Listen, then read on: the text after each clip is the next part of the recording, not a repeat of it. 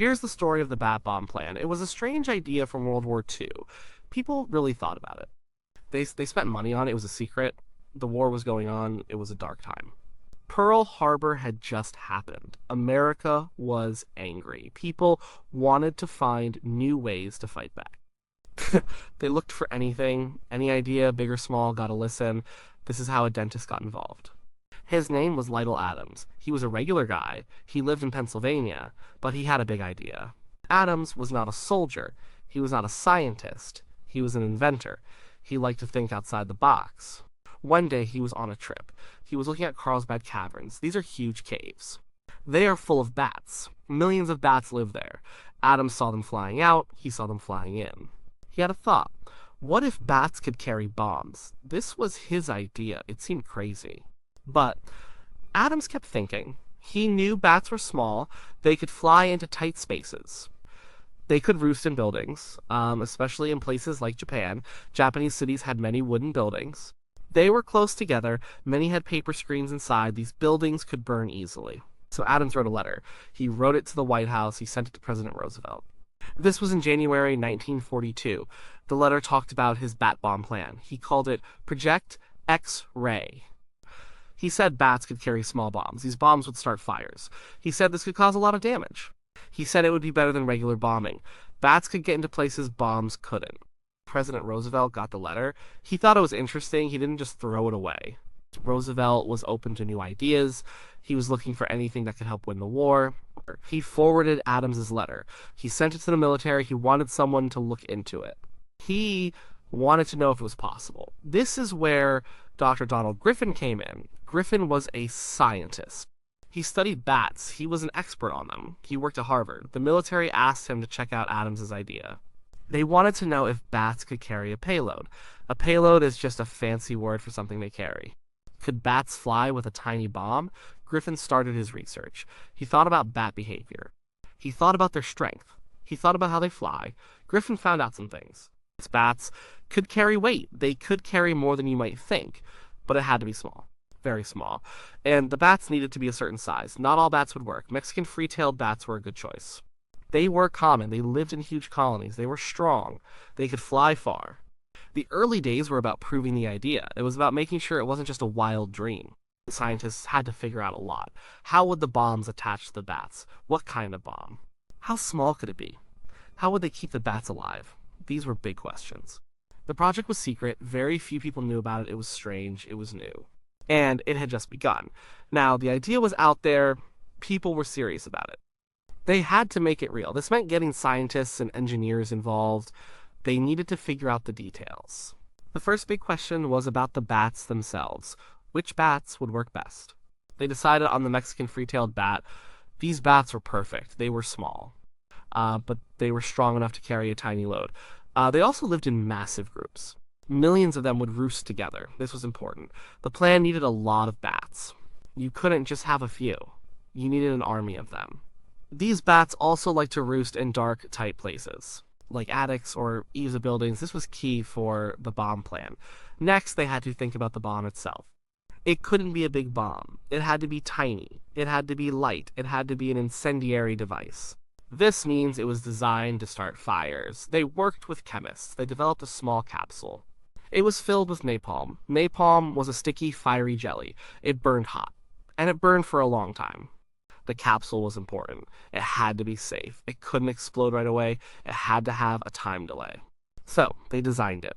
Each capsule was very small. It was only about an inch long. It weighed less than an ounce. It had a small timer. A simple chemical reaction would start it. After a set time, the napalm would ignite. How would they attach these bombs to the bats? This was tricky. They couldn't hurt the bats. The bats needed to fly, so they designed a special adhesive. It was like a very strong glue. They would stick the tiny bomb to the bat's chest, or to its back. They tried different ways. They had to make sure the bat could still fly easily, and that the bomb wouldn't fall off too soon. Then came the bigger problem, how to deliver the bats. You couldn't just throw them out of a plane. They would die or fly away in the wrong direction. So they needed a special casing. It was like a bomb casing, but it wasn't filled with explosives. It was filled with bats. They designed a shell. It was a metal shell. It was about 5 feet long. It was shaped like a regular bomb, but inside it had many shelves. Each shelf was a tiny compartment. Each compartment held a bat. The bats would be put into a state of hibernation, or near hibernation. This meant they would be asleep, or very drowsy. This kept them calm, it kept them from moving around too much. It saved their energy. The plan was this: a plane would fly high over Japan. It would drop the bat bomb casing. As it fell, it would open up like a big clam shell, or it would have a parachute, and the shelves would come out. Then the bats would wake up, they would be released. They would fly away, they would look for places to hide, places like attics or roofs. Then, after some time, their tiny bombs would go off. This would start fires all over the city.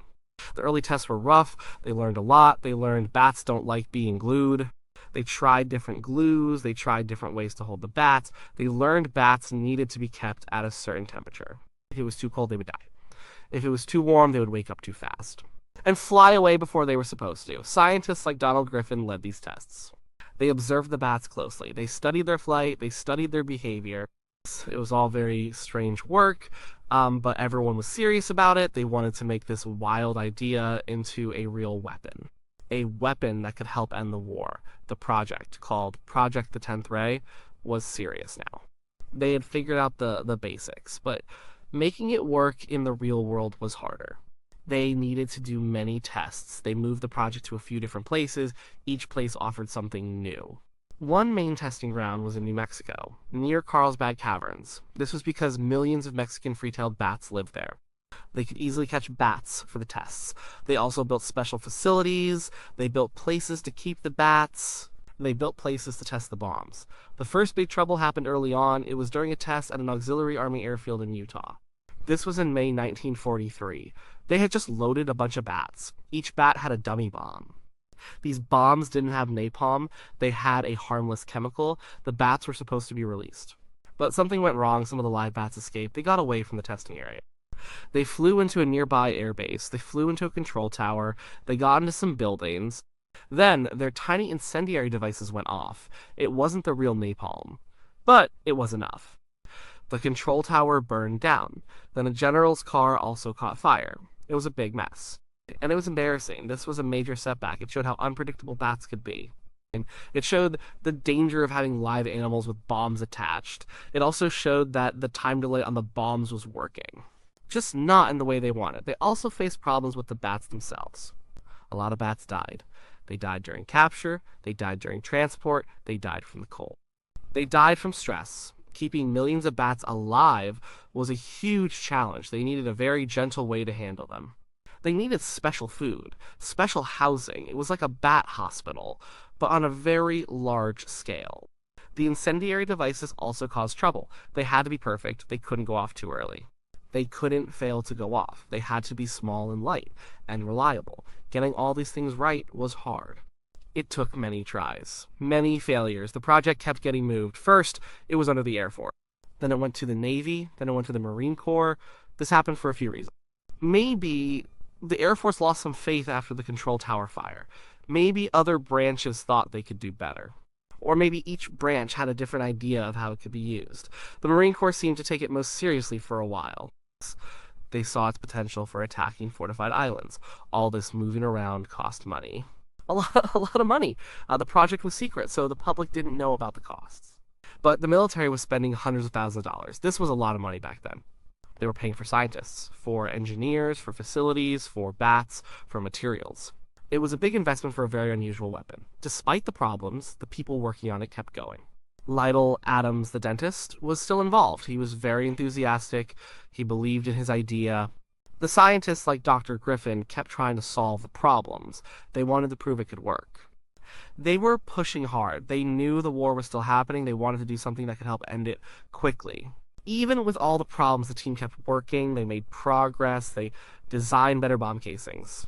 These new casings could hold more bats. They were designed to open more reliably.